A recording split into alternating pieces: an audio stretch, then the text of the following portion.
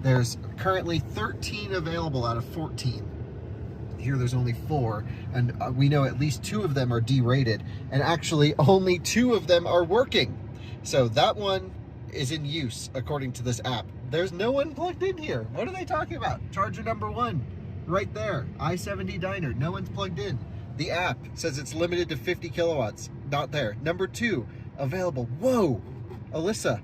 50 kilowatts? That's the max power you can get here. Oh my gosh. So automakers are not switching to the NACS port because it's a better connector. That doesn't matter. The connector is not the issue. It's everything behind the connector that is the issue. Welcome to Electrified. It's your host, Dylan Loomis. Apologies for the later upload today, but Rob said he might not upload today, so I figured I'd push mine back a bit. I want to touch on the possibility of more chip export restrictions, specifically when it comes to Nvidia in China and how Tesla and Dojo may fit into this scenario. The Commerce Department could move as soon as early next month to stop the shipments of chips made by Nvidia and other chip makers to customers in China and countries of concern. Yes, there were some restrictions put in place last year, but these new ones could ban the sale of A800 chips for companies without a license, and it's that chip that actually replaced the A100, which is what Tesla has been using predominantly to train its neural nets. The administration is also considering restricting leasing of cloud services to Chinese AI companies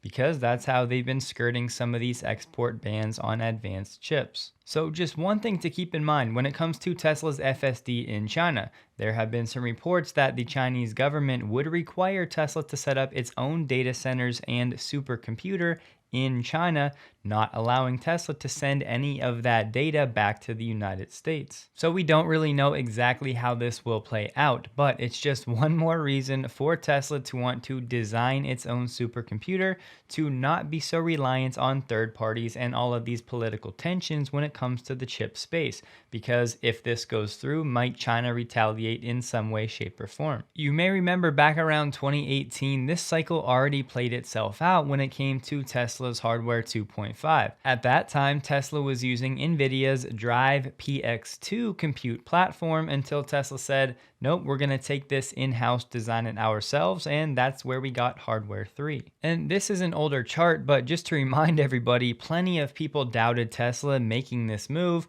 but once Hardware 3 rolled out, the performance per watt was significantly better than the competition and what Tesla was using from Nvidia at the time. And not only was the performance significantly better and it was more tailored to what Tesla was doing, but the cost was also reportedly about 20% less than what it was paying to Nvidia. My point here is AI is going to continually rage on, meaning the chip situation is going to be weaponized politically. So the more Tesla can insulate themselves from that entire situation by taking things in-house, the better. It's not just about the performance and the specs of the new hardware and ultimately software. I also wanted to put this on your radar as something to watch again when it comes to Tesla's FSD in China and then being forced to set up their own supercomputer data centers in China for FSD, how this may impact that with Nvidia, Dojo, and that whole story. We have Not a Tesla app sharing some screenshots showing us that Tesla is looking to add official support for third-party services and apps.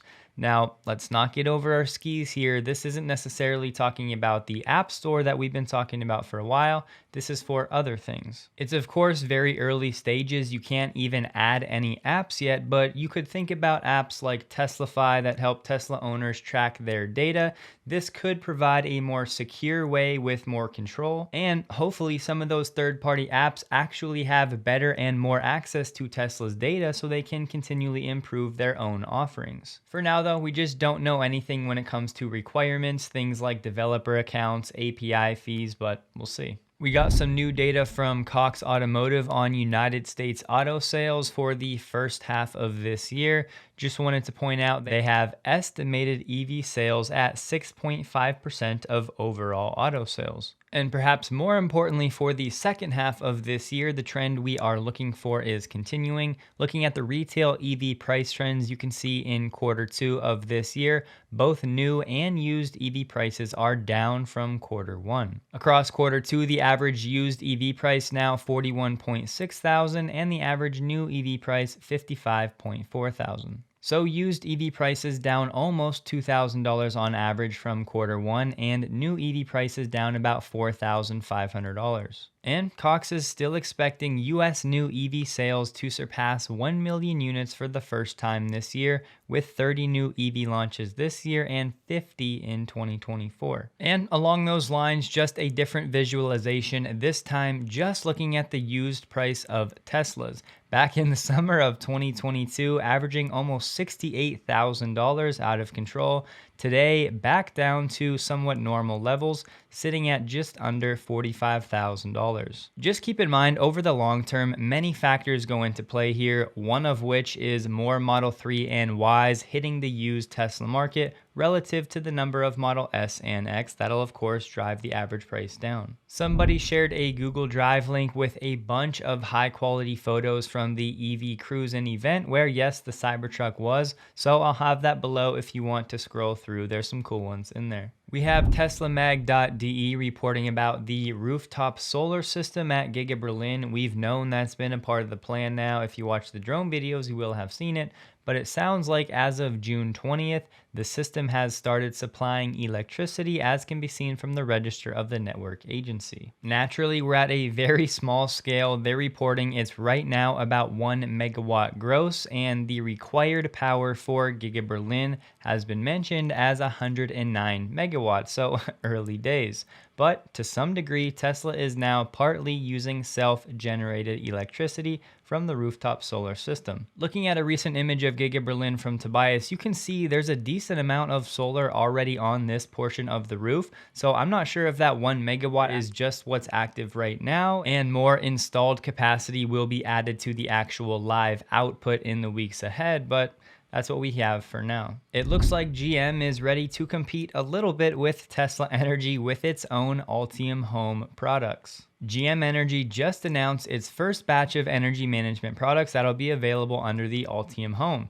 2 are designed to take advantage of the bidirectional charging capabilities of some GM EVs, and a third product does not require an electric GM vehicle at all. For users looking to take advantage of vehicle to home, there will be 2 Ultium Home kits, the vehicle to home bundle and the energy system bundle. The home energy storage bundle is for anyone looking to add stationary batteries without needing an EV. It sounds like their power bank, their version of the Powerwall, will be available in either 10.6 or 17.7 kilowatt hour sizes. For comparison, the Tesla Powerwall is 13.5 kilowatt hours. And all of these new Ultium Home offerings will connect to GM's Energy Cloud. Looking forward to seeing more about that. At least so far with this announcement, there has been no mention of the ability to sell energy back to the utilities, nothing about net energy metering. GM has said pricing and release timelines of each of the new Ultium Home product bundles will vary. Car and Driver just announced their EV of the year for 2023, and this time around it's the Hyundai Ioniq 6.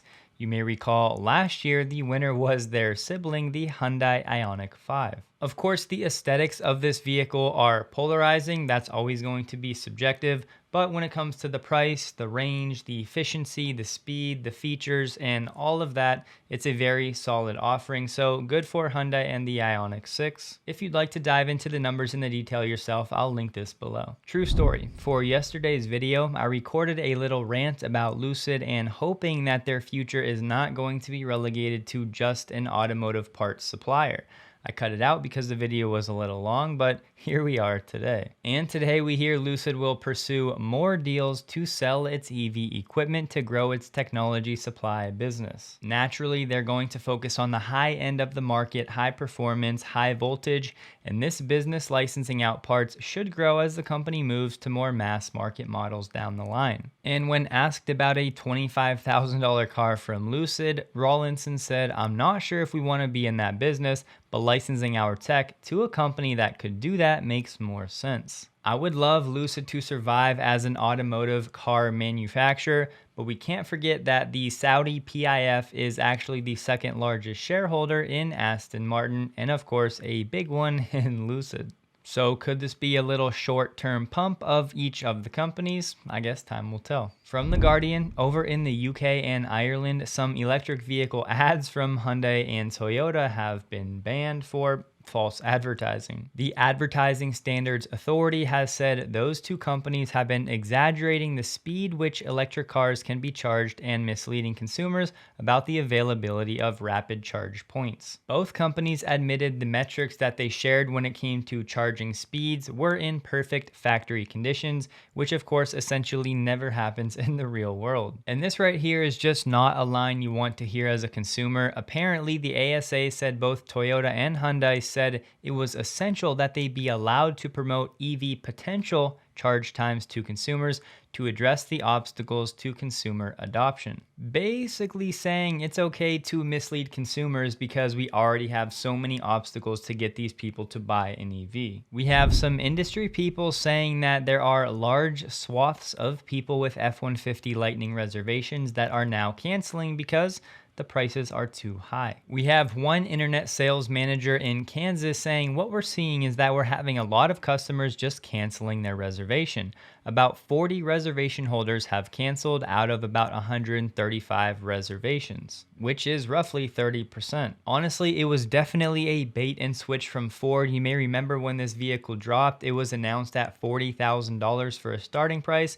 Fast forward to today and the entry model is $60,000, $20,000 higher than these people were expecting. Adding now to the problems for Ford, these price hikes now mean that about half of the F-150 lineup no longer qualifies for the $7,500 tax credit because pickups have to be under $80,000. And on the lower side in that range, the $60,000 Pro trim is completely sold out for 2023. Basically what we have here is Ford prioritizing the higher price trims for obvious reasons, higher margins, but the consumers want the lower price trims and they're just not available in volume. Now, in fairness, most of the customers I've seen that end up with an F-150 Lightning enjoy the vehicle. It's just getting the vehicle into the hands of more customers is a bit of a challenge right now. Checking in on the leaders in the EV and autonomous space, Mary Barr, GM, and Cruise, we have Ryan from the Kilowatts saying he had his worst experience in the back of a Cruise.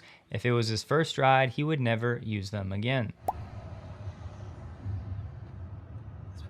Record audio from this call and might view live video from inside the car. Cruise customer support, my name is Adina. I see you riding in Aspen. Am I speaking with Ryan? Yes, the car's not moving.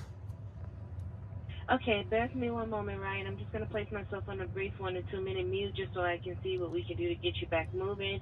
Are you okay at the moment? Yeah, the car is... okay, just bear with me. I can still hear you. all right, we're getting out. Thank you. Okay. I do apologize about the inconvenience tonight, sir. Yeah, thank you.